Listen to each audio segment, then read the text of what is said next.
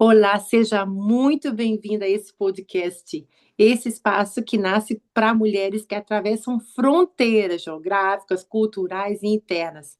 Se você é uma brasileira fora de casa ou outra pessoa que fala português, seja muito bem-vinda.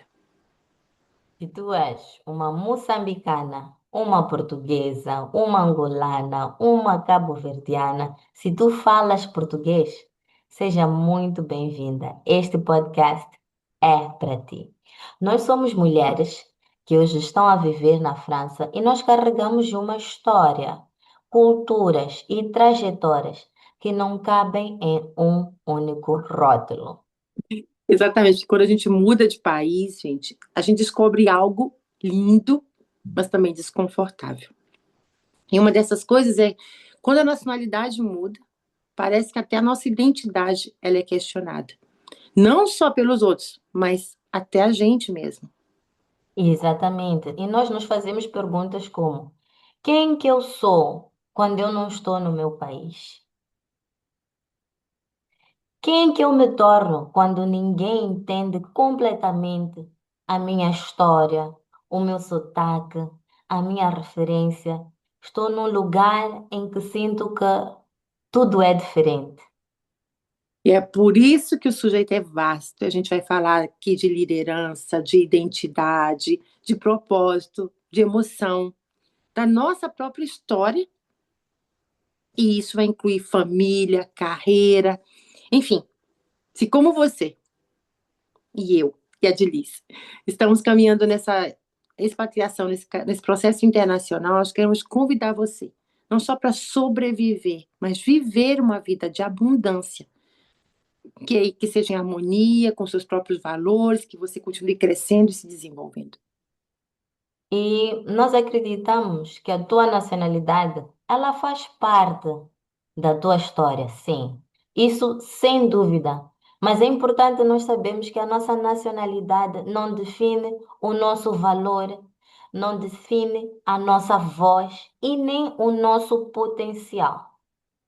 Então, para ajudar a gente a trabalhar esse assunto, além da nossa experiência, a gente traz na bagagem outra grande ajuda, que é o material da organização Maxwell Leadership. Dilis e eu somos membros dessa organização, então a gente recebe material do John Maxwell, e esse material vai nos ajudar a trabalhar o nosso desenvolvimento humano, a nossa carreira, a nossa liderança.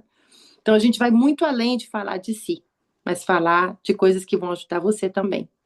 Fica com a gente, pra gente. Você vai ter muito o que ouvir e a gente tem muito para compartilhar.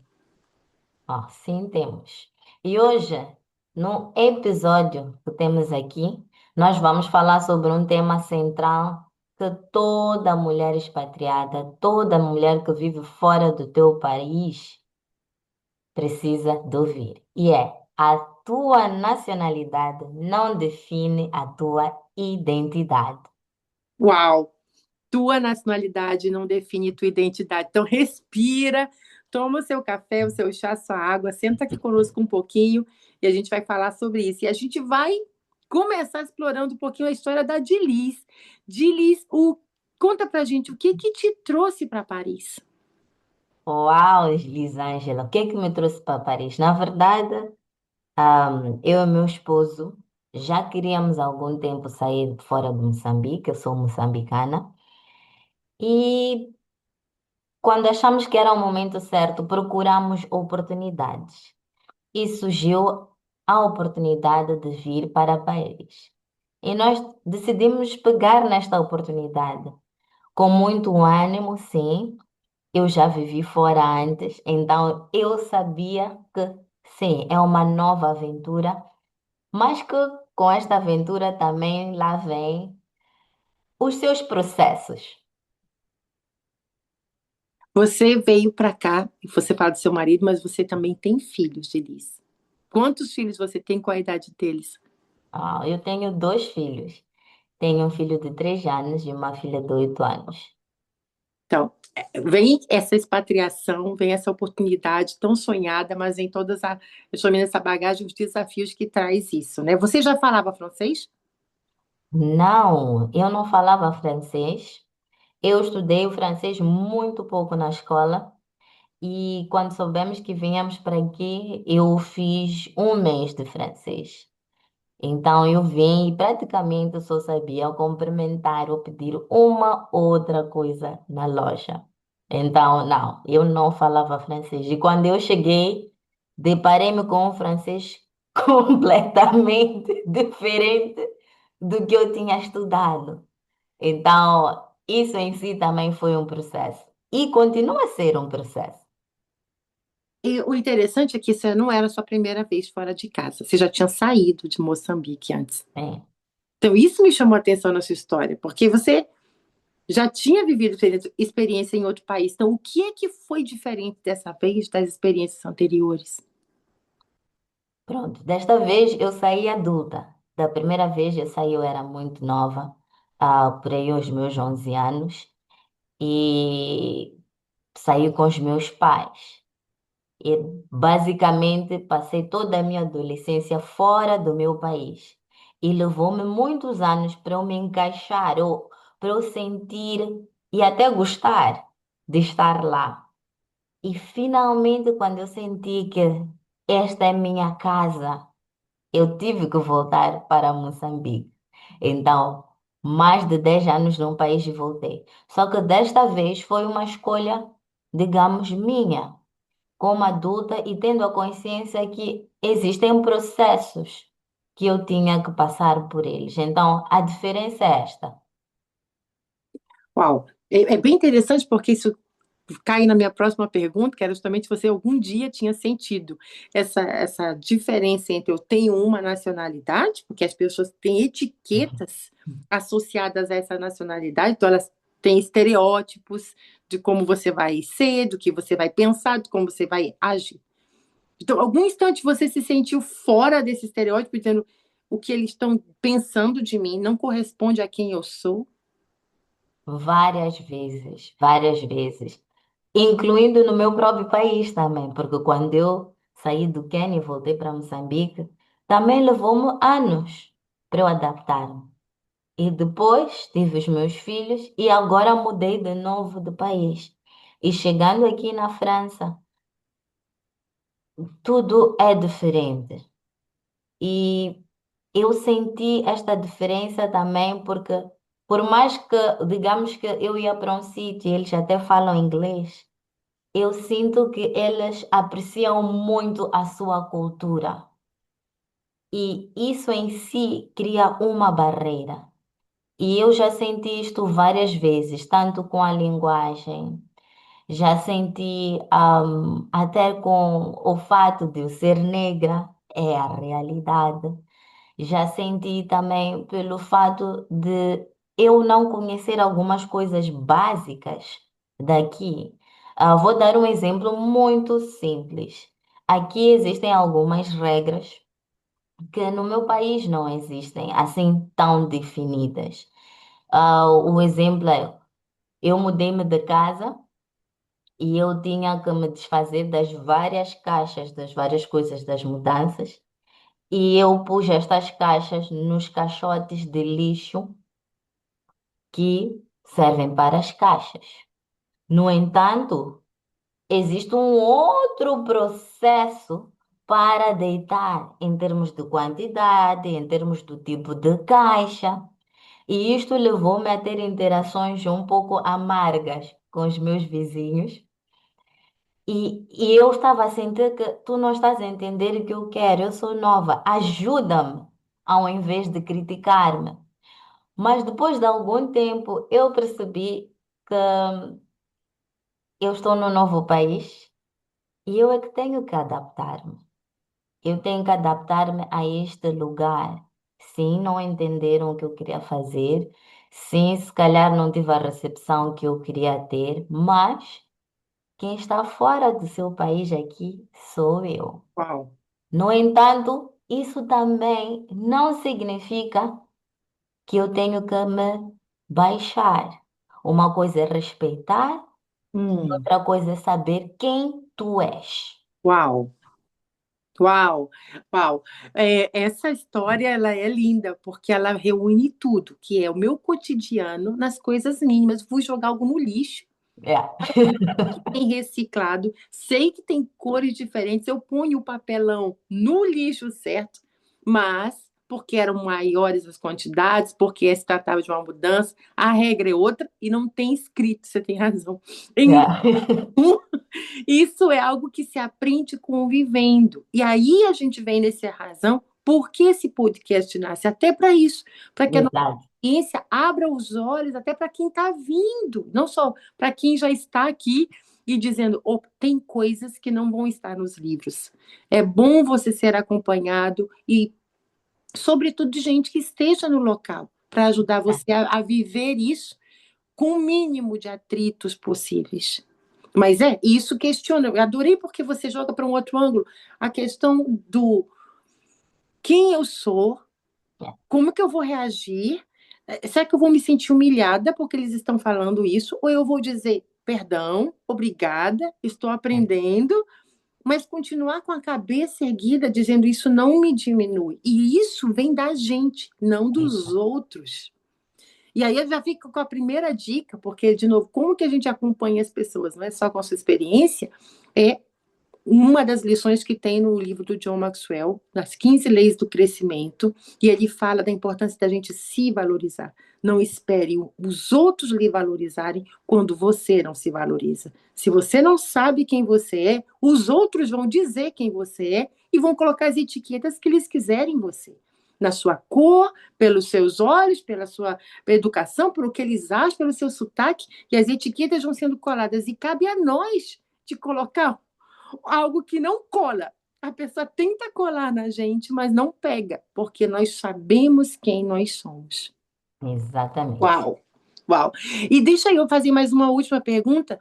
O Sim. que que te ajuda? Justamente, como é que você guarda essa identidade, essa coluna vertebral, essa cabeça erguida, com essas pressões da sociedade, como você diz, africana, negra, expatriada, sem falar a língua direito, né? Como que você consegue saber quem você é? Olha, número um é através da palavra de Deus. Isso sem falha, sem falha. E é através daí que eu percebi qual era a minha identidade e que o local onde eu estava não define quem eu sou. E isto também para mim é muito poderoso, por quê? Porque nesta jornada, existem pessoas que já voltaram para o seu país em menos de um ano, em menos de 2 anos, disseram ao esposo ou à esposa que, olha, isto não dá para mim, eu não me encaixo aqui, eu vou voltar, tu continuas a trabalhar aí, eu vou voltar para o nosso país. E eu refleti muito sobre isso. Eu disse, como é que consegues sem Deus? Tu tens que ter algo. E para mim, a palavra de Deus é a minha espada. É onde eu tiro a minha força. Nesta caminhada também tenho os meus mentores, tenho a minha família que dá-me muito suporte. Ter entrado para e tornar membro da John Maxwell, da Maxwell Leadership, tem sido super transformador. Super transformador. E uma das coisas que o John Maxwell fala muito é sobre o crescimento diário. Nós temos que estar a crescer.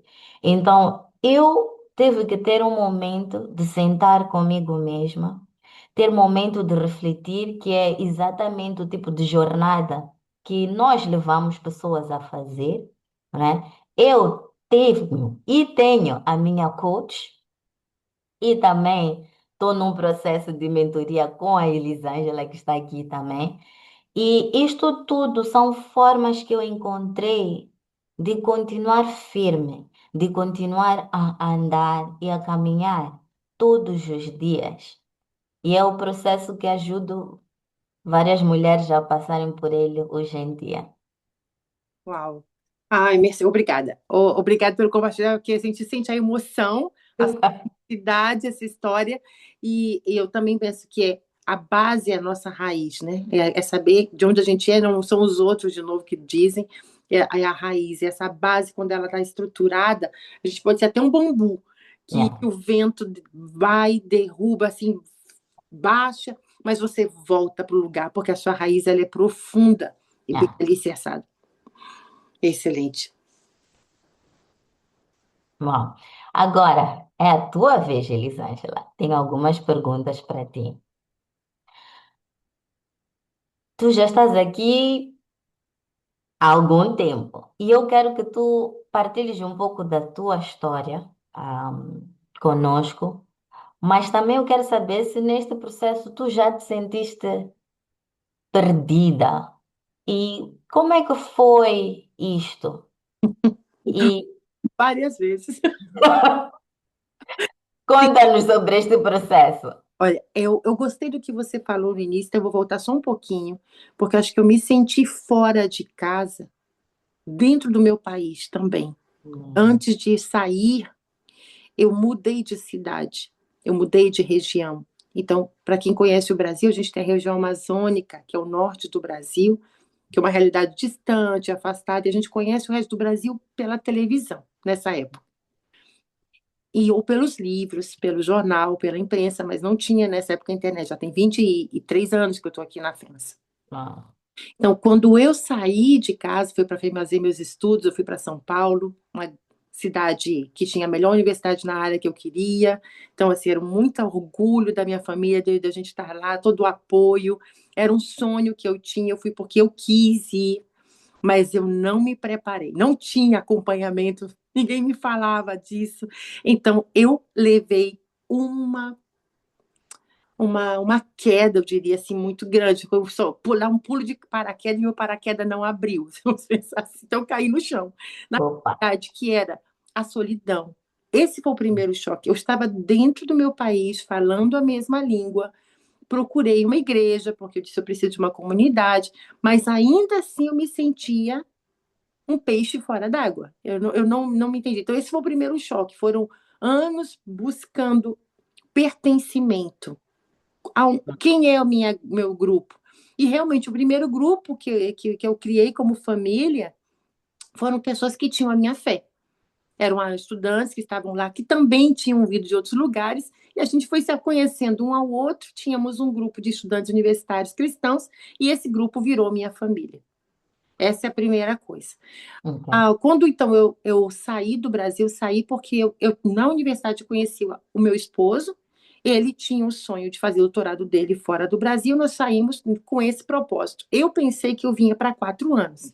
Nós nos Oh, casamos e nós viemos em seguida. Então, eu tinha começado a construir uma casa, eu montei minha cozinha, era uma casa nova, ninguém nunca tinha morado, montei minha área de lavanderia, eu escolhi. Então, aquela casa era assim, a realização de um sonho de uma família que eu estava. Mas eu sabia que eu não ficaria lá muito tempo. Mas ainda assim, eu sou muito de viver o presente. sim. Agarrar e dizer: isso aqui vai ser a casa mais linda enquanto eu estou aqui.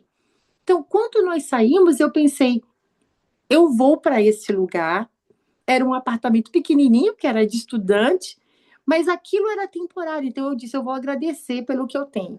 O que eu não esperava era que essa história de esse temporário virasse uma bola de neve. Então, o primeiro momento em que eu me perdi foi quando eu não sabia quando eu ia voltar.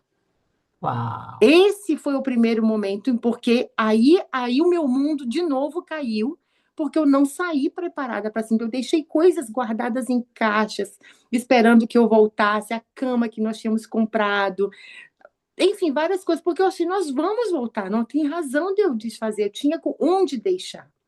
Então, quando eu voltei em 2004, eu lembro que a gente tinha chegado aqui, tinha 2 anos, que eu voltei ao Brasil e comecei a me desfazer, a dor desse desfazer, ela era real, mas eu não me desfiz de tudo, porque eu ainda tinha esperança de que eu conseguisse que meu marido mudasse de ideia, porque ele começou a dizer: eu acho que nós vamos ficar mais Oh, tempo, eu acho que nós vamos ficar mais um tempo.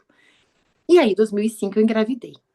Então, com hum, a gravidez e a chegada do nosso primeiro filho, eu parei minha vida para me dedicar a essa criança, porque eu disse: a maternidade é algo sério. Eu queria ser mãe já há muito tempo, mas não queria ser nessa circunstância. Eu disse: Deus viu a minha oração e disse: eu vou ser mãe na circunstância. Embora não tenha sido planejada essa gravidez, ela foi desejada.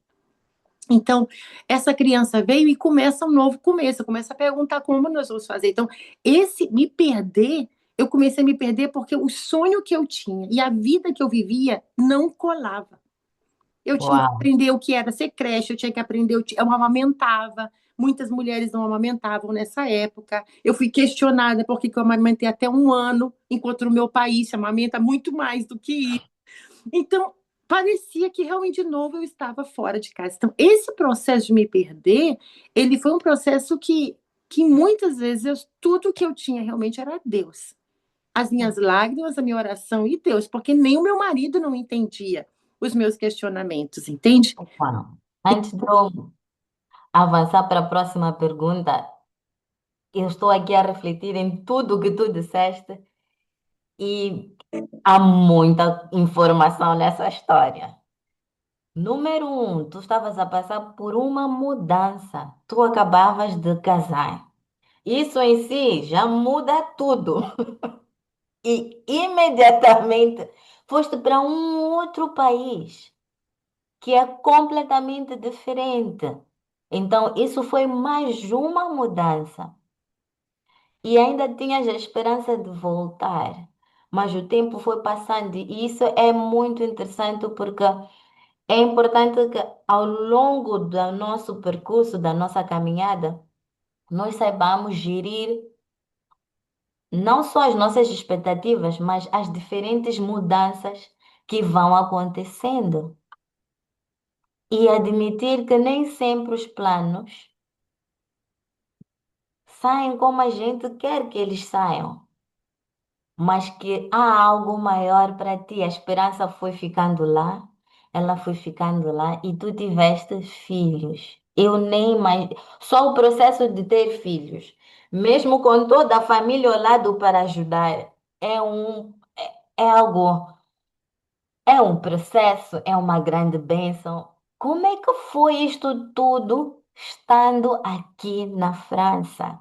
Estando É, eu, longe da tua família? Conta-nos sobre isso. eu acho que eu não tenho milagre para contar. E eu realmente tenho a simpatia, a empatia com cada pessoa que vive uma mudança como as que eu vivi e de dizer não, eu não consigo imaginar eu atravessando isso sem Deus. É o que você falou, e esse é a mais pura verdade. Por quê? Porque não tem a internet que tinha hoje, né? Não, não nessa época. Então não dava para eu fazer ligações, não dava para eu fazer vídeos e mostrar para minha mãe o que estava acontecendo. Então eu tive que pedir a Deus direção, tive que aprender algo que eu sempre falo para quem chega em outro país, que é criar uma rede em volta. Ou seja, pedir da minha médica, quando eu fui vê-la, onde eu encontro ajuda. Eu não sei cuidar de bebês aqui. Eu não Sim. sei como sair com uma criança no frio. Porque Uau. eu não nasci no frio. Meu filho nasceu em novembro. E é Uau. período de inverno. Eu não sei. Então, me ajude. Onde eu posso? Então, ela foi me indicando uma associação, onde eu podia ir, onde eu podia aprender a fazer massagem de bebê. Então, eu diria que a integração nessa cultura é em dizer, melhor você buscar ajuda em volta do que viver suspirando pelo que você não tem. Porque essa dor só vai aumentar. Então, de novo, sou uma pessoa de fé. Embora eu não concordasse, não fosse escolhas que eu fiz, há uma escolha que eu fiz, que era eu ficaria com meu marido. Essa era a primeira coisa que eu tinha decidido, são os meus valores. E a Sim. segunda era eu orava. Falei, se ele está errado, Deus mostra para ele que ele está errado. E buscava. Hoje eu tenho mais ferramentas do que eu tinha na época, mas eu queria dizer Sim. para ele, não era a vida que eu queria. Por que, que a gente tem que ficar mais? Por que você acha que aqui é melhor? Até quando nós vamos ficar? Então, hoje, eu diria que essa experiência que eu tive, que foi dolorosa, não foi fácil, faz parte da razão pela qual hoje eu acompanho. Ah, Eu disse, se eu tivesse sido acompanhada por alguém que pudesse me ouvir, alguém que me ajudasse a comunicar as minhas emoções, que me fizesse entender que existe estilo de comunicação diferente, não só porque é um homem e mulher da mesma cultura, mas não porque nós somos pessoas diferentes. Eu falo verdade. entende B, ele fala B eu entendo A, e a gente fica nessa confusão. Então, a única razão que me fez ficar era porque eu pensava que isso era o que eu tinha que fazer, baseado na minha fé. Não era Não, porque meu marido era mal, mas porque eu me senti desconectada ao momento. Eu disse, eu não consigo fazer ele entender o que eu estou passando. Eu vou orar. não. Esse era o primeiro ponto que eu diria. Não existe para mim outro milagre, eu não vou dizer. Mas eu sei que nem todo mundo tem essa mesma fé, nem todo mundo. Então eu diria, busque ajuda de pessoas que vão lhe ajudar a viver alinhado aos seus valores. Porque tem gente que, como você disse, vai dizer, eu estou ok de viver fora. E eu não julgo de Liz. Sim, Não dou conselhos. Acho que cada pessoa sabe o que ela está passando e ela decide. Mas eu digo, antes de tomar uma decisão de ficar ou de partir, busque alguém que te ajude a ver a perspectiva das consequências da sua decisão. Por quê? Porque uma vez que você toma, e a gente fala de viagens para de volta, são laços que vão ser cortados. Com quem você quer cortar laços, com quem você quer manter laços, como você vai melhorar essa relação. Então, tudo isso exige um acompanhamento. Isso não é do nada. Eu me arrastei dentro de um poço. Hoje eu tenho ferramentas para não deixar as pessoas caírem ou saírem desse poço. Essa é a diferença. ótimo. Uau, é incrível. Uma das coisas que eu ouvi-te a dizer agora é sobre. Tu falaste sobre a tua fé. E eu recordei-me de algo que eu sempre disse quando tomamos esta decisão de vir para aqui. Eu sempre dizia, eu estou aqui por instrução. Instrução divina, instrução das pessoas que foram agarrando a minha mão, mas é que a gente vem ou a gente sai do nosso país, mas tu tens que saber por quê. Qual é o teu valor? Quais são os teus valores? Porque é o teu porquê que vai te ajudar nisto tudo. Tu de 4 anos que achavas que estarias fora, estás há 23 anos fora de casa. Isso é incrível. E realmente são com ferramentas que, que, que ajudam-te a ter mais clareza, que ajudam-te a definir o caminho que tu queres tomar, que ajudam-te a alinhar todos os teus planos. Yeah. E falaste também sobre a comunidade. Isso realmente é super importante. Agora, Elisângela, e como é que tu tiveste muitas pessoas que ajudaram no teu caminho, tu seguiste muito a tua fé, mas qual é o ponto que tu dirias que este foi o ponto, isto é que me fez eu me reencontrar? Eu gosto de uma frase que diz: a vida é feita de estações. Hum, Então, o que eu quero dizer com isso é que não existe um só momento em que tudo se alinha. Eu, não, eu sempre falo, ao longo do ano eu trabalho, mas isso vai ser assunto para um outro momento. Hoje eu vou dizer, a gente pode pensar num ano. Se a gente pensar num ano e pensar assim, para esse ano, o que que eu quero? não. Já ajuda, ao invés de, às vezes, a gente não sabe para onde eu vou estar dando 10 anos. No meu caso, eu não sabia nem onde eu estaria no ano seguinte. Porque os 10 primeiros anos, eu esperei que a gente voltasse. Depois disso, eu parei de perguntar e aceitei. Mas os 10 primeiros anos, eu estava nessa expectativa. Então, quando meu marido terminou a tese, eu também já tinha começado um doutorado, então ele disse: nós só vamos quando você terminar o seu doutorado. Então, eu passei a viver, vou esperar terminar meu doutorado. Mas eu tive a graça de Deus de receber convites. Eu recebi convite para o doutorado, eu recebi convite para o meu pós-doutorado. Eu não fui buscar. Então, quando o convite do pós-doutorado chegou, meu marido disse: você não vai recusar, olha a oportunidade, a gente Não. fica mais um ano. E ele também buscou algo, ele também estava fazendo algo, e nós fizemos isso. Enquanto eu estava no meu pós-doutorado, que era de um ano e meio, no primeiro ano, quando terminou, eu recebi uma ligação no meu trabalho de uma empresa dizendo: eu vi o seu currículo e tem uma oportunidade para você aqui. E na França a gente chama isso de CDI, que é um contrato de duração indeterminada. Então não é só por um ano, por dois, era E você fica com a gente enquanto você quiser. E as pessoas me diziam, é muito difícil um estrangeiro conseguir um contrato desse, porque na França a lei te protege, uma empresa não te põe para fora. Então você acabou de ganhar o melhor, O o bônus. bônus, é. Mas eu não queria. Eu não estava procurando, meu marido queria.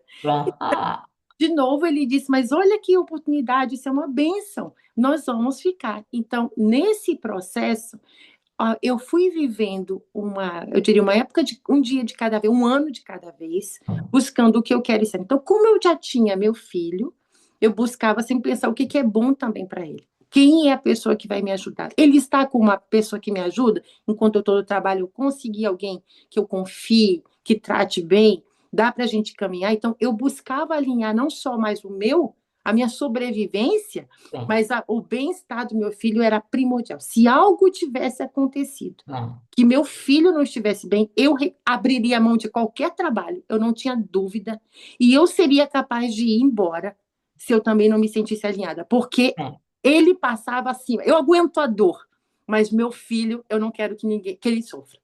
Então, essas são decisões que me ajudavam a tomar um ano de cada vez. Como está o meu filho? Como está o meu filho? Então, eu cresci, Dilis, numa família que nós somos 3 filhos.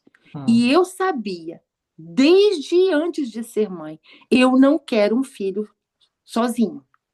Não. Então, eu decidi, eu vou ter outro filho. Uhum. Porque eu disse, eu não sei quando eu vou embora, mas eu não quero essa criança crescendo só.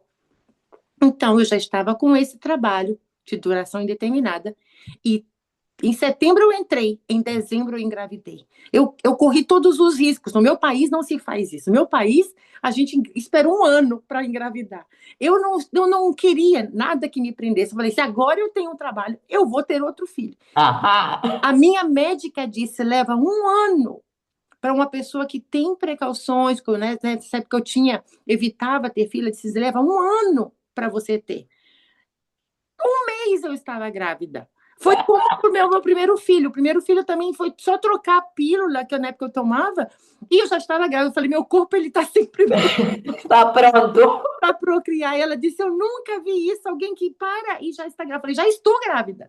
Então essa minha cabeça se transformou no bem-estar dos meus filhos. E por isso quando, como você diz, essa resposta é muito importante para dizer, eu fui vivendo assim, eu vou construir minha família. Então, quando nós tivemos, depois que eu tive meu terceiro filho, e aquele momento, quando eu voltei ao trabalho depois dessa gravidez, lá nós já estávamos há mais tempo. Aquele ano, eu ainda lembro, eu disse: a partir de agora, eu vou me preparar para retomar a minha vida, os meus sonhos. Eu não imagino que a gente vai ter mais filhos, mas daqui para frente eu quero saber, eu me perdi.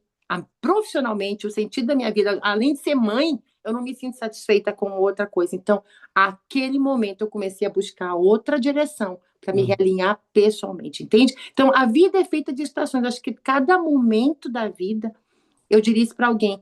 O que é importante para você agora? O que é importante para você agora? E essa coisa que é importante, busque o bem-estar dela, seja seu, seja do seu filho, da sua mãe, do que for, os seus estudos. E aí começa a se projetar. Quando é que vai entrar as outras vezes, inclusive você mesmo. Não. Uau. Isso mostra o quanto muitas de nós descobrem quem são quando aquilo que te define já não existe. E uma coisa que eu vejo no teu trajeto é, em algum momento tu tiveste que parar e desenhar o que tu querias. Não desenhaste necessariamente há 5, 10 anos, mas disseste para esta estação da minha vida, o essencial é isto. São os meus filhos, é o bem-estar dos meus filhos, estamos todos aqui juntos. E com isso foste caminhando passo a passo. Houve progresso diário. Uau, que lindo! E olha, eu diria, de novo, que é uma dica alguém pode dizer, como você constrói essa comunidade? A gente pode criar um outro podcast sobre isso, mas Vem, uma coisa que eu diria é, eu vejo, as pessoas chamam isso de lei de atração, outras chamam, né, de diversas maneiras, mas eu diria que quando você sabe o que você quer, prioritariamente, Deus ajuda você. Não. Então, a médica, por exemplo, que eu tive, era de um posto de saúde pequenininho, um centre de santé, perto Hum. da minha casa, que eu podia ir a pé. Eu tive essa médica as 3 gravidez. Eu não quis mudar, não quis ir para Paris, não quis um grande lugar, porque Não. eu ganhei confiança com ela, ela conhecia Não. a minha história. Então, esse era um detalhe. Às vezes, não deixar os outros falarem, não deixar os outros escolherem, você se alinhar com o que funciona. E eu sempre quis algo que eu pudesse fazer sozinha, o Hum. mais perto possível, que se alguém passasse mal, ou eu ou os meus filhos, eu tivesse para onde ir. Não. Isso era para mim muito importante. A segunda coisa era criar uma comunidade em volta, porque eu precisava respirar. Eu precisava falar de outra coisa, eu precisava encontrar. Então a igreja me serviu para isso. Mas houve uma época que eu fui um coral, também quis cantar, eu quis fazer música, eu gosto de nadar. Então eu busquei coisas que também me deixassem a mim respirar, mesmo que fosse pequeno, uma vez na semana ir na piscina, uma vez na semana ir cantar. Então eu busquei algo também cuidando de mim. Mas quando essa coluna vertebral, que era a minha carreira, que é algo importante para mim, começou a estar totalmente desalinhada, eu me senti torta, Uau. fazendo coisas que não faziam mais sentido, não batiam com a rotina e com a mãe, com a família que eu queria construir. Naquele instante, eu peguei as rédeas e dentro da empresa eu pedi para mudar de horário, dentro da empresa eu pedi para mudar de dias, eu falei, vou começar aqui dentro. Antes de falar de sair, eu vou me ajustar nessa empresa. Para quê? Já que eles foram me buscar, já que eles querem me guardar, eu também vou impor o que é que são as minhas exigências. E eu fui baixando. Eu comecei com 4 dias de trabalho, desde o início. Eu nunca trabalhei 5. Cinco. Ok. Depois eu passei para 3 dias presencial e um de teletrabalho. E quando eu saí, foi logo depois que minha filha nasceu, eu já estava trabalhando só 3 dias e 2 dias livres. E ninguém na empresa fazia isso. Isso não existia, esse contrato não existia. Mas eu disse, mas eu sentia que eu devia fazer. Não. Fui buscando na hierarquia, eu fui subindo, pedindo encontros e dizendo, eu preciso reduzir meu tempo de trabalho. Então, eu diria que é a gente saber de novo essa história da identidade. Não é porque você é estrangeira, não é porque você é pequena. Eu sou pequena de tamanho, eu só tenho 1,60, mas nunca deixar alguém dizer que eu não posso. Isso é importante. Nunca deixar alguém dizer que tu não podes. Eu vou deixar que cada uma pare e reflita nisto. A nossa identidade, ela não vem do teu passaporte. Constrói-se com consciência e com escolha. Quem é que tu és? Hoje, quem é que tu és? Como é que tu te defines? Isto é muito poderoso. O que é que funciona para ti? Porque o que funciona para os outros pode não funcionar para ti. Imagina se a Elisângela tivesse dito: não, ninguém faz, eu não posso pedir. Ela nunca teria esta oportunidade. E ela decidiu tomar o passo de perguntar e de avançar. Uau! Então, Elisângela, o que é que alguém, ou o que é que nós podemos fazer para ajudar? Há várias mulheres que estão a precisar de recomeçar, estão a precisar de alinhar-se, precisam do encaminhamento, precisam encontrar a sua identidade, o seu propósito, mas que se sentem, se calhar, muito carregadas com etiquetas, com rótulos, se sentem carregadas com tudo que têm que fazer e não olham para elas. Uau! É, essas perguntas muito profundas. Eu diria, não existe uma resposta, eu diria, existem perguntas. Porque a Exato. resposta está dentro de cada uma. Não, não dá para nem eu, nem você, nem eu não autorizaria ninguém a dizer. Nem nossos pais, que não estão no mesmo lugar, que não vivem a mesma dificuldade, que não sentem a mesma coisa. Não dá para ninguém escolher. Então, eu diria que se você não sabe quem você é, alguém vai dizer quem você é. Seja a Não, cultura que você está vivendo, ou a sua cultura, ou a sua família, ou o seu cônjuge, o seu patrão, o seu sócio, alguém vai dizer quem você é. Então, é por isso que eu digo que a identidade da gente é essa coluna vertebral. Minhas raízes são os meus valores, é o que vai me guiar. Mas o que me ajuda é saber quem eu sou. Eu preciso saber quem eu sou. Então, a pergunta, eu diria, eu devolveria essa pergunta de uma outra maneira para as pessoas, que é quem você acredita que você precisa se tornar para você se tornar legítima, para você se reencontrar. E essa figura, essa foto, sabe, ela mesmo pode, a pessoa pode fazer, ela pode pegar um papel, pode pegar um desenho, pode pegar um colagem do Pinterest, ela vai achar um jeito. Mas assim, diga qual é a vida que você queria ter? Se agora, nesse momento, você seria qual o seu, né, o seu mundo ideal para você se sentir você? Você faria o quê? E eu sei, baseado na minha história, quando me perguntaram isso, que eu já não sabia mais responder. Eu acho que foi um dos momentos mais caóticos. Foi porque eu percebi que eu não sabia mais o que eu queria. Eu já estava tão no fundo do poço, tão entulhada de pedras que os outros colocaram, que eu aceitei, que eu deixassem que colocassem em mim, que era difícil dizer o que eu queria, porque os meus sonhos parece que tinham pego rasgado, jogado no lixo, tacado fogo. Então não valia mais a pena eu falar para ninguém. Mas graças a Deus, que a pessoa que me acompanhou, ela foi nesse fundo do poço comigo Exato. e me ajudou a sonhar. E ela disse: esquece o teu currículo, esquece o teu trabalho, esquece a tua posição na empresa e me diz o que você gostaria de fazer daqui para frente. Se fosse possível começar, o que você faria? E essa pergunta eu levei um mês para conseguir pôr no papel. Então, eu vou deixar essa pergunta aqui no ar e deixar a pessoa digere. Vai buscar você mesma, vai sonhar, vai tomar sua água, vai tomar o seu banho, pensando quem você quer ser, que se alinha à sua identidade. Essa resposta ela vai vir de dentro. E algo que eu ia acrescentar aqui é, se calhar neste momento, nem sabes dizer, ok, a minha identidade é esta. Mas a pergunta é, quem é que tu gostarias de ser?